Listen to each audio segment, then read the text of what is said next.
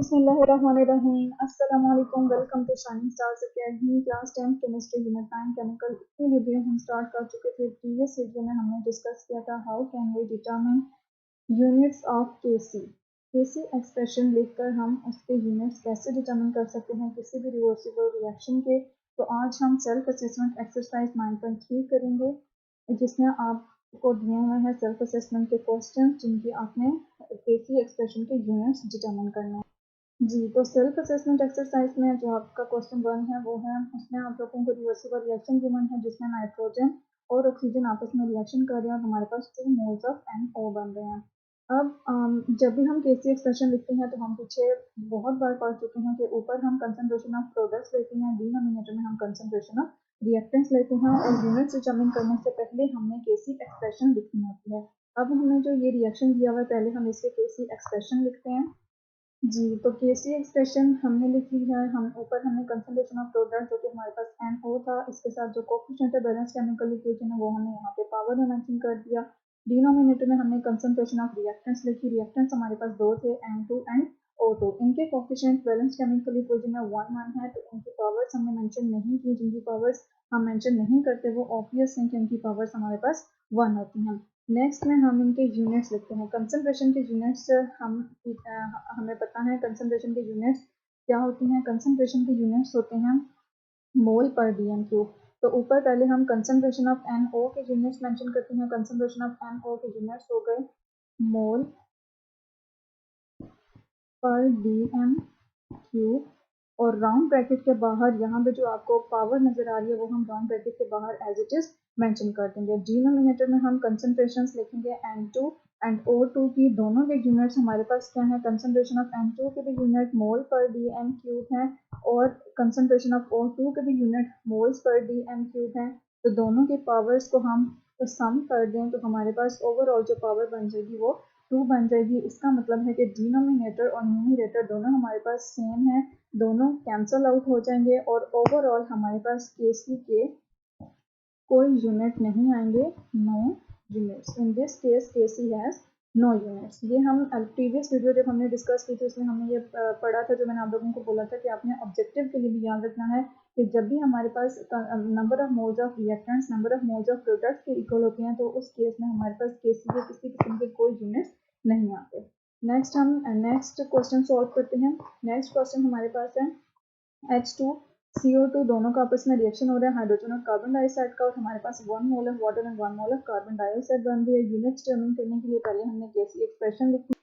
जी, तो केसी एक्सप्रेशन हम लिख चुके हैं। ऊपर हम कंसंट्रेशन ऑफ प्रोडक्ट्स लिखते हैं और नीचे हम कंसंट्रेशन ऑफ रिएक्टेंट्स लिखते हैं। प्रोडक्ट्स हमारे पास वाटर एंड कार्बन मोनोऑक्साइड हैं और रिएक्टेंट्स हमारे पास हाइड्रोजन एंड कार्बन डाइऑक्साइड है। इस केस में भी अगर हम डायरेक्ट यूनिट्स देखें तो number of moles of reactants 1, hydrogen के number of moles 1 plus carbon dioxide के नंबर ऑफ मोल्स भी 1, तो 1 + 1 2, मतलब रिएक्टेंट्स के नंबर ऑफ मोल्स हमारे पास 2 हैं।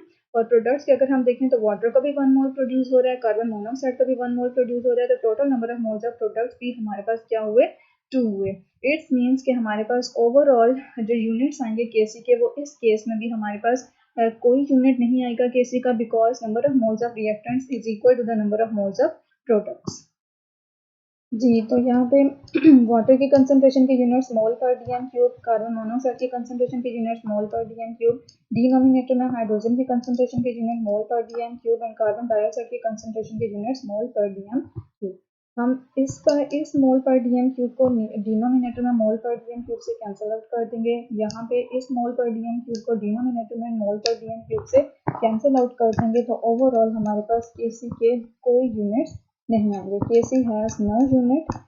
ऑब्जेक्टिव के लिए आप लोगों ने याद रखना है when number of moles of reactants are equal to number of moles of products then KC has no unit. Now हम नेक्स्ट क्वेश्चन सोल्व करते हैं। इस केस में हमारे पास केसी के यूनिट्स आएंगे बिकॉज यहाँ पे जो number of moles of reactants हैं वो 1 है और यहाँ पे जो number of moles of reactants PCl3 का 1 मोल एंड Cl2 का 1 मोल, तो ओवरऑल हमारे पास जो प्रोडक्ट्स के मोल्स हैं वो 2 हैं। तो इस केस में हमारे पास केसी के यूनिट्स आएंगे। तो now let's determine the Kc units for this reaction. जी, तो यहाँ पे हमने केसी एक्सप्रेशन मेंशन कर दिया है। ऊपर हमने कंसंट्रेशन ऑफ प्रोडक्ट्स, नीचे हमने कंसंट्रेशन ऑफ रिएक्टेंट्स लिखी। प्रोडक्ट्स हमारे पास PCl3 और Cl2, concentration of PCl3 and concentration of Cl2 का प्रोडक्ट हमने ऊपर लिख दिया और डिनोमिनेटर में हमने PCl5 लिख दिया। अब इनकी कंसंट्रेशंस के हम यूनिट्स लिखते हैं। जी, तो यूनिट्स हमने कंसंट्रेशन ऑफ PCl3 मोल पर dm cube and concentration of Cl2 मोल पर dm क्यूब हमने न्यूमरेटर में लिख दिए। नीचे हमने कंसंट्रेशन ऑफ PCl5 लिख दिया मोल पर dm क्यूब। अब इसमें न्यूमरेटर का 1 मोल पर dm क्यूब डिनोमिनेटर के मोल पर dm क्यूब से कैंसिल आउट हो जाएगा और Kc के यूनिट्स हमारे पास क्या रह जाएंगे, जो रिमेनिंग ये मोल पर dm क्यूब है ये हमारे पास Kc के यूनिट्स बन जाएंगे। तो इस केस में हमारे पास Kc के यूनिट्स क्या बनेंगे, मोल पर dm क्यूब। बहुत ही इंटरेस्टिंग है, सिर्फ अपने इंटरेस्ट लेकर इसको करना है, इसको समझना है। इंशाल्लाह आप लोगों को बहुत जल्दी कॉन्सेप्ट क्लियर हो जाएगा। नेक्स्ट हमारे पास रिएक्शन है CO कार्बन मोनोऑक्साइड का 1 मोल हाइड्रोजन के 2 मोल से रिएक्ट कर रहा है और 1 मोल ऑफ मेथनॉल प्रोड्यूस हो रहा है। फर्स्ट ऑफ ऑल हम इसकी केसी एक्सप्रेशन, जी तो केसी एक्सप्रेशन हमने लिख ली है। एक डिनोमिनेटर में हमने concentration of product CH3OH methanol लिख लिया और डिनोमिनेटर में हमारे पास दो reactants concentration of CO and concentration of H2 mention कर दिया। यहाँ पे H2 की पावर ट्वाइस आएगी because it has a coefficient 2 in the balanced chemical equation which will come in the form of power in Kc expression. ठीक है, now let me determine its units. जी, तो इसके यूनिट्स क्या बनेंगे, ऊपर एक ही कंसंट्रेशन है, एक बार कंसंट्रेशन के यूनिट्स आ जाएंगे मोल पर dm क्यूब। नीचे हमारे पास कंसंट्रेशन ऑफ कार्बन मोनोऑक्साइड है, उसके यूनिट्स हमने नोट कर लिए मोल पर dm क्यूब एंड हाइड्रोजन की कंसंट्रेशन के यूनिट मोल पर dm क्यूब और इसमें जो पावर है वो राउंड ब्रैकेट के बाहर as it is power twice आ जाएगी यहाँ पे। अब इसमें जो न्यूमरेटर में 1 मोल पर dm क्यूब है उसको हम जो डिनोमिनेटर में 1 मोल पर dm क्यूब है उनसे हम कैंसिल आउट कर देंगे। यहाँ पे आपको नजर आ रहा होगा डिनोमिनेटर में हमारे पास, ऊपर न्यूमरेटर में हमारे पास बचा 1 और डिनोमिनेटर में हमारे पास आ जाएगा मोल। अगर हम इस वाले 2 को अंदर हम ब्रैकेट ओपन करके अंदर मल्टीप्लाई करते हैं तो हमारे पास मोल का स्क्वायर बन जाएगा और डिनोमिनेटर हो जाएगा -3 2 6। ठीक है, यहाँ पे हमने मोल से भी 2 को मल्टीप्लाई कर दिया और -3 से भी 2 को मल्टीप्लाई कर दिया। मोल के ऊपर 1 है तो 2 1 2 और -3 को 2 से करेंगे तो यहाँ पे हमारे पास क्या आ जाएगा -6।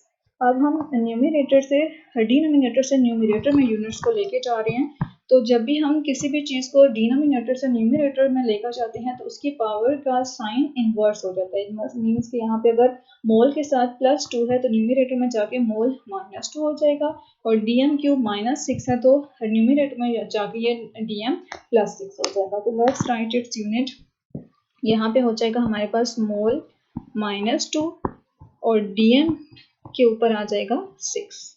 ठीक है, तो ये बहुत ही इंटरेस्टिंग है। इस तरह के जो मतलब कॉन्सेप्चुअल बेस्ड क्वेश्चंस हैं ये बोर्ड वालों के फेवरेट क्वेश्चंस होते हैं। तो आप लोगों ने ऐसे जो रिवर्सिबल रिएक्शंस हैं जिनके यूनिट्स न्यूमरेटर से डिनोमिनेटर्स में लेकर जाने से पावर्स चेंज हो जाती हैं, तो इस तरह के यूनिट्स की आपने बहुत ज़्यादा प्रैक्टिस करनी है। तो इंशाल्लाह नेक्स्ट वीडियो में हम नए यूनिट्स के साथ आएंगे। तब तक के लिए अल्लाह हाफिज़, अपना ख्याल रखिएगा, दुआ में याद रखिएगा।